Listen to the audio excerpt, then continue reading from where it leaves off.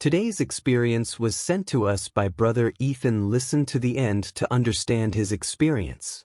God blessed you. I guess I was always known as the guy you didn't argue with. My name is Ethan Carter, and back then, I wore that reputation like a badge of honor. At 21, I was the golden boy of my university, a philosophy major who could outthink, out-argue, and outmaneuver anyone who dared to challenge me. Professors would nod in approval during lectures when I posed questions they couldn't fully answer. My classmates? Most of them either admired me or avoided me altogether. It wasn't arrogance for the sake of arrogance. I genuinely believed I was uncovering truth. I grew up in a secular home, where religion was dismissed as a relic of the past, something people used to make sense of the world before science and reason stepped in. I remember one debate in particular. It was in a campus cafe, where a small group of Christians tried to engage me in a conversation about Jesus.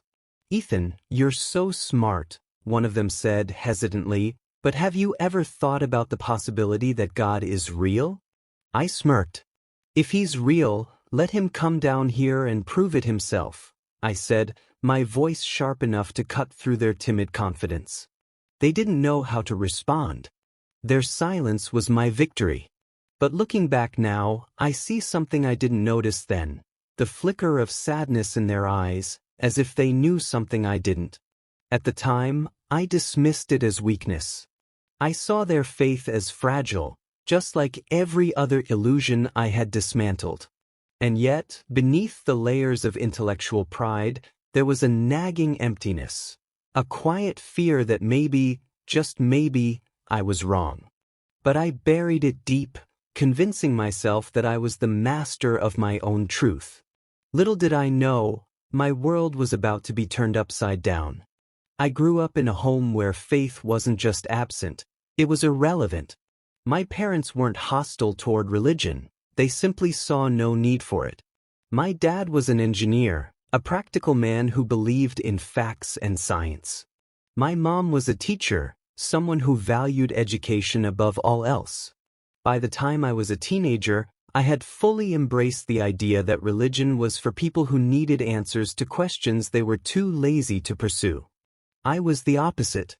I thrived on questioning everything. I started reading books on philosophy and science, searching for arguments that dismantled the concept of God. I wasn't content with rejecting faith quietly, I wanted to prove it was wrong. In college, my disdain for religion became part of my identity. I saw it as my responsibility to challenge anyone who brought up their faith, especially Christians. To me, they were easy targets. I'd sit in the campus lounge, overhearing their discussions, and wait for the right moment to jump in. How can you believe in an all-powerful God when there's so much suffering in the world? I'd ask. Or, do you really think a 2,000-year-old book written by flawed men can be trusted? One time, I cornered a guy named Daniel, a biology major who was known for being outspoken about his faith. We were in the library, and he was reading his Bible. "Studying for your imaginary friend?" I joked. He looked up, clearly uncomfortable, but he tried to answer my questions. The more he spoke, the more holes I poked in his arguments. Eventually, he just shook his head and walked away. I remember thinking I'd won, but deep down, there was a strange emptiness in my victory. Still, I pushed that feeling aside. What I didn't realize was how much of my identity had become tied to tearing others down. I had a reputation for being unapproachable when it came to faith, but that didn't stop a few brave souls from trying. I remember one day in the student union, "Hey, Ethan," she said with a nervous smile. "We're having a discussion about faith later. I thought you might be interested." I looked up, amused. "You're inviting me to a faith discussion?" She nodded, clearly trying to muster courage. "I mean, you have questions, right? It could be a good conversation." I closed my book and leaned back in my chair. "Questions? No, I don't have questions. I have answers. What I don't understand is why intelligent people like you waste your time believing in fairy tales. Her smile faltered, but she pressed on. Well, faith isn't about fairy tales. Faith is believing without evidence, I interrupted. It's wishful thinking. If your God is real, why doesn't he just show himself? Why all the mystery? Sarah tried to respond, but I wasn't done. Look, if God is as powerful and loving as you claim, why doesn't he come down here right now and prove it? I'll wait. I spread my arms, mocking her. Tell him to show up. If he's real, he shouldn't need you handing out flyers to convince people. She stared at me for a moment, her cheeks red. God doesn't work that way, she said quietly, before walking away. I watched her leave, feeling a mix of triumph and annoyance. Moments like that were common for me. I didn't just reject God, I challenged him, openly and repeatedly. In my mind, I was proving a point. But deep down, I was aware of the irony. For someone who didn't believe in God, I spent a lot of time daring him to prove me wrong. I remember it was Tuesday night. I was driving back from the library after a long study session. I wasn't paying much attention to my steering. I was too busy replaying an argument I'd had earlier that day with a classmate. The sky was dark, the rain hitting the windshield in uneven rhythms, but I was confident in my ability to handle the drive. As I came around a sharp curve, the car suddenly lost traction. I felt the wheels skid, and in an instant, everything spiraled out of control. The car spun, hitting the guardrail with a sickening crunch, then flipped. I don't know how many times it rolled, but when it finally stopped, everything was still. I should have been terrified, but what I felt instead was confusion. I wasn't in the car anymore. I was above it, floating, looking down at the wreckage. It took me a moment to process what I was seeing, my own body, slumped lifelessly in the driver's seat, surrounded by broken glass and twisted metal. I tried to speak, to move, but there was nothing. No sound, no weight. Just an eerie stillness. I saw the flashing lights of an ambulance in the distance, heard faint voices shouting, but it all felt distant, like I was watching a movie. It was then that I realized something undeniable. I was dead. Or at least, I wasn't alive in the way I understood life. I can't explain the mix of emotions that hit me: fear, shock, denial. But above all, there was an overwhelming sense of helplessness. For someone who had spent his life priding himself on control, on having all the answers, this was the ultimate reckoning. After floating above the wreckage for what felt like an eternity, everything around me changed.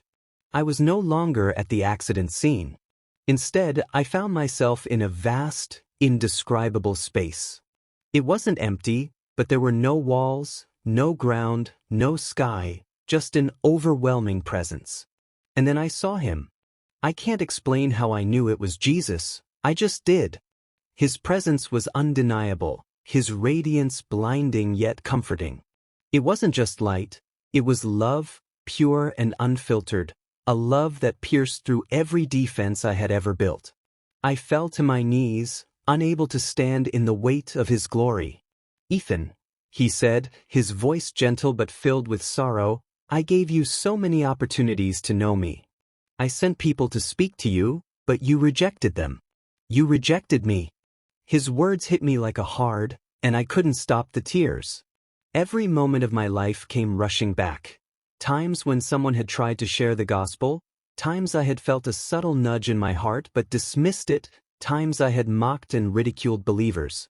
I saw it all with a clarity I had never known before. "I was wrong," I whispered, my voice breaking. "I didn't know. But I am merciful," he said, cutting through my anguish. "I am giving you one more chance, not just for you, but for those who need to hear what I am showing you." Then he showed me eternity. First, there was heaven, a place of indescribable beauty, where peace and joy were so profound they felt like living, breathing things. It was more than a place, it was a presence, his presence, filling everything with life and love. But then, in an instant, the vision shifted. I saw hell, darkness, torment, separation. I heard cries, desperate and endless, and felt a deep, crushing emptiness that I can still feel when I think about it. The weight of what I saw was unbearable. He looked at me, his eyes filled with both mercy and urgency. "Go back," he said. Tell them. Tell them about me, about what you've seen. They need to know." And just like that, I was pulled away. The brightness, the presence, the love, all of it faded, and I woke up gasping for air in a hospital bed. I was alive, but I would never be the same. I woke up to the sound of beeping machines and the murmur of voices. My body ached in ways I didn't think were possible, and it took a moment for me to realize where I was. A hospital room. The last thing I remembered was the crash, then everything after. The floating, the encounter with Jesus, the visions of eternity. When the doctor arrived, he explained that my survival had been nothing short of miraculous. The accident was so severe that no one expected me to live, let alone regain consciousness. I urged anyone who would listen, don't wait for a moment like mine. Don't wait for a life-threatening experience to open your eyes to the truth. Jesus loves you, and he offers you the same second chance he gave me. Believe in him now while you still can. God bless you.